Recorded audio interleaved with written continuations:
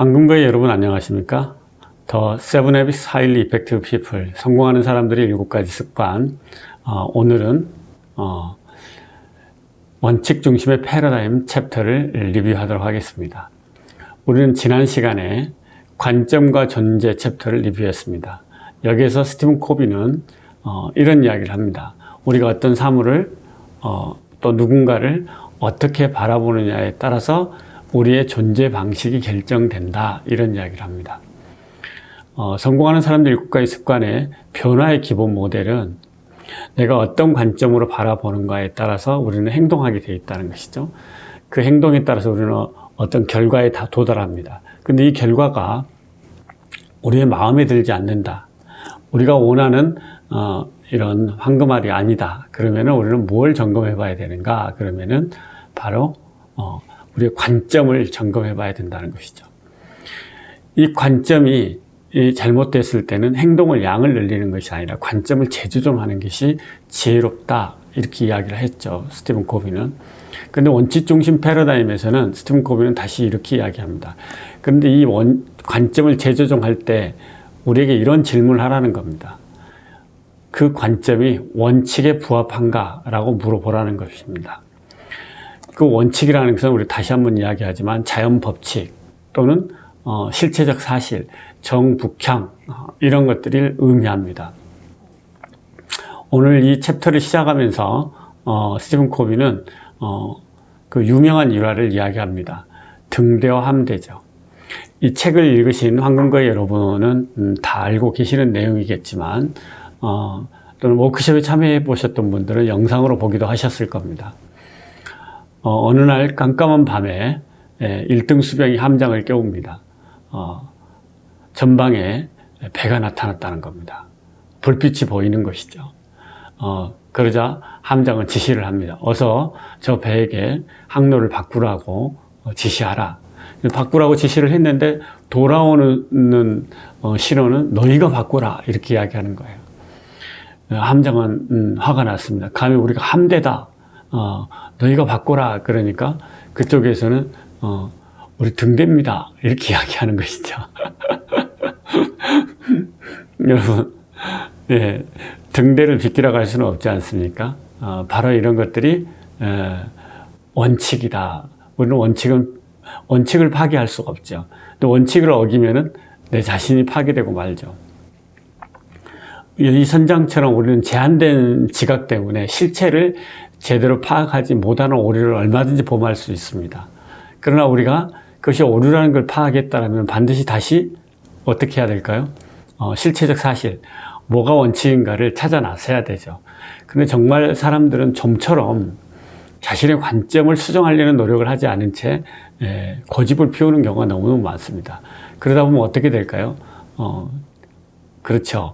원칙, 자연 법칙에 의해서 자신의 효능감은 갈수록 떨어지고 좌절감을 안게 되고 심지어는 삶이 파괴되기도 합니다. 그래서 원칙은 이런 등대와 같아서 절대로 파괴될 수 없는 것이다, 라고 스티븐 코비는 이야기를 합니다. 그래서 원칙은 우리 자연의 법칙에도 파괴될 수 없는 그런 원칙들이 있지 않습니까? 뭘까요? 사계절이 뚜렷하다. 이것은 우리 인간적인 어떤 원칙으로 전환한다면 아마 신용, 그렇죠? 근데 이것은 영원 불변하지 않습니까? 사계절이 분명한 것은 영원히 바뀌지 않죠. 이런 것들이 우리는, 근데 이 여름에는 여름 옷을 입고, 가을에는 가을 옷을 입고, 겨울에는 겨울 옷을 입어야 되겠죠. 이런 게 원칙이라는 거죠. 또 원칙은 결과가 예측이 가능하다는 겁니다. 우리가 메아리를 치면은 소리가 돌아오듯이, 그렇죠? 봄에 씨앗을 뿌리면 열매가 가을에 열매를 거두듯이 결과가 예측 가능하다는 겁니다. 만약 우리가 봄에 씨앗을 뿌리지 않고 가을에 수확을 하려고 한다면, 또는 가을에 씨앗을 뿌리고 가을에 수확하려고 하는 농부가 있다면 그 농부의 삶은 파괴되고 말겠죠. 또 원칙은 우리의 통제권 밖에 있다는 특징을 갖습니다. 우리의 통제권 밖, 우리가 가을을 언제쯤 오라고 통제할 수도 없죠. 그렇죠? 우리가 봄에 씨앗을 뿌려서 가을에 결실을 맺지만, 그렇지만 그 결실이 도대체 여름으로 앞당기고 또 겨울에 거두고 이런 방식으로 우리가 마음대로 조종할 수가 없는 것이죠. 그리고 그 열매가 가을에 어떻게 얼마나 열릴지는 우리가 결정할 수 있는 상황이 아니죠. 그렇듯 원칙은 우리의 통제권 밖에 있다는 사실이 되게 중요합니다. 우리는 원칙을 통제할 수가 없습니다. 무엇이 결과를 통제하냐? 명료하게 원칙이 통제한다는 겁니다. 자연 법칙이 통제한다는 것이죠. 또 우리가 늙지 않고 싶다고 해서 늙지 않을 수가 없잖아요. 그 결과도 바로 우리 다시 젊어질 수 있나요? 우리 자연 법칙을 벗어나는 것이죠. 그래서 우리 통제권 밖에 있습니다. 우리가 노화가 된다는 건 당연한 결과로 예측되어지는 것이죠. 우리가 통제할 수 있는 게 아니라는 것이죠. 그래서 원칙은 우리의 어떤 동의나 또는 양의 수용 여부와 상관없이 적용된다는 특징을 갖는 겁니다. 그래서 원칙은 따르면은 자명하죠. 유능해지는 것입니다. 따르면 자명하고 유능해지는 겁니다. 끈기, 물방울이 돌에 한 방울씩 돌 위에 떨어집니다. 근데 이 작은 물방울이 끊임없이 끈기 있게 하잖아요. 그러면 결국은 어떻게 되냐면 돌이 구멍이 나요. 이런 것들은 뭡니까? 우리가 끈기를 작은 노력이지만 그걸 끈기를 발휘하면은 상상할 수 없는 변화를 만들어낼 수 있다는 것. 이런 것들이 바로 원칙 중심의 삶을 살아가는 사람들이 가지고 있는 희망이고 믿음이지 않을까 그런 생각을 해봅니다. 그래서 우리는 자연 법칙에 따른 원칙을 우리가 배워야 되고 그리고 그 패러다임, 그러니까 우리가 그런 원칙을 깨달아야 되는 것이에요. 배운다는 것보다도 사실은 깨닫는 게 더 중요한 것 같습니다. 그리고 그런 원칙에 따라서 행동을 하면은 좋은 결과가 나온다는 겁니다. 그래서 현자들은 원인을 무서워하고 범인들은 결과를 두려워한다고 합니다. 이 말이 정말 중요합니다. 현자들은 원인을 두려워하고 평범한 사람들은 결과를 두려워한다는 겁니다. 현자들은 그래서 원인을 살피는 것이죠. 내가 정말 내 행동이 원칙에 따라서 행동을 하고 있는가? 내 삶을 둘러싸고 있는 자연 법칙은 무엇인가? 그랬을 때 나는 어떤 원인을 발생시켜서 어떤 결과를 만들어낼 것인가를 생각하는 것이죠. 그래서 우리의 지각이 만약에 원칙을 잘 깨닫고 있다라면은 우리 삶에는 평화롭겠죠. 안정감이 있겠죠. 거기다 효능감까지 있을 겁니다. 남을 부정적인 태도로 대하면서 인간관계가 원만하고 평화롭기를 바란다. 만약에 평범한 사람들은 자기가 어떤 식으로 상대에게 대화를 하고 상대를 대하는지 자기 태도에 대한 점검을 하지 않고 나는 왜 이렇게 사람들과 관계가 어려운가 이렇게 생각하는 사람이 너무너무 많습니다. 사실은 그 결과가 두려워하는 것이 아니라 내가 어떤 원인을 뿌려왔던가 내 삶에다가 어떤 씨앗들을 뿌려왔던가를 점검하는 것이 현자들이 해야 되는 일이죠. 그래서 원칙 중심의 패러다임은 배우는 문제라기보다도 물론 배우기는 해야 되겠죠. 자기 삶에서 자기가 어떤 씨앗들을 뿌리고 있는가를 깨닫는 게 정말 중요하죠. 내가 뿌린 씨앗이 열매가 씨앗이라는 말이 있지 않습니까? 그래서 씨앗을 어떤 씨앗을 심어야 되느냐. 현자들은 내가 거두고 싶은 열매를 씨앗으로 심으라는 것이죠. 고운 말도 좋은 씨앗이죠. 네, 좋은 습관, 네, 좋은 씨앗이죠. 아름다운 생각, 좋은 씨앗이죠. 내가 이런 것들을 좋은 씨앗을 뿌리면 이것들은 원인이죠.